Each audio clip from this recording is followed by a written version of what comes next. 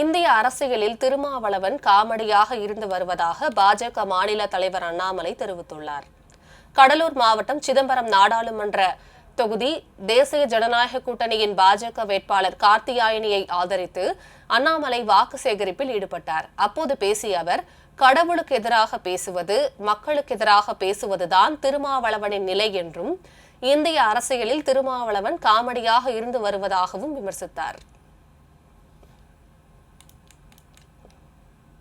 இன்னைக்கு திருமாவளவன் அவர்களை சிதம்பரம் பாராளுமன்ற தொகுதியில அவர் இந்திய அரசியல்ல ஒரு காமெடியனாக இருந்து கொண்டிருக்கின்றார்கள். இந்திய அரசியல்ல ஒரு காமெடியன் என்றால் திருமாவளவன். மூணே வார்த்தையை திரும்ப திரும்ப பேசுறார். சனாதன தர்மத்தை ஒழிப்பேன் முதல் வார்த்தை.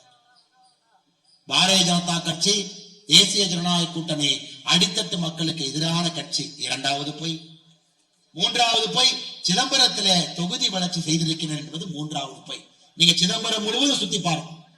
திருமாவளவன் அவர்கள் செய்திருக்கக்கூடிய 5 விஷயங்களை பட்டியல் போட்டு சொல்லட்டும். இல்லைங்க.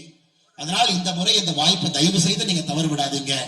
படித்த சகோதரி பெண் வேட்பாளர் உங்களிடம் நின்று கொண்டிருக்கின்றார்கள். இவர்களை வெற்றி பெற செய்தால்தான் மக்களுக்கு ஜனநாயகத்தின் மீது ஒரு நம்பிக்கை வரும். ஐயா, ஜனநாயகத்தின் மீது ஒரு நம்பிக்கை வர வேண்டும் என்றால் ஜனநாயகத்திற்கு எதிரான திருமாவளவன் அவர்களை இந்த மண்ணிலே நீங்கள் தோற்கடிக்க வேண்டும்.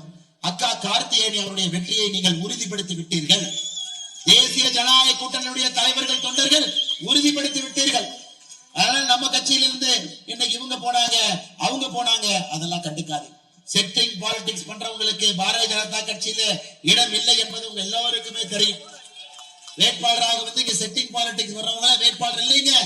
நேர்மையா களத்திலே தைரியமாக நின்று யார் வெற்றி கணையை பறித்துக் கொண்டு வருகின்றார்களோ அவர்களுக்கு மட்டும்தான் பாரத பிரதமர் நரேந்திர மோடி அவர்கள் தேசிய ஜனநாயக கூட்டணி சார்பாக சிதம்பரத்தில் நிறுத்தி இருக்கின்றார்.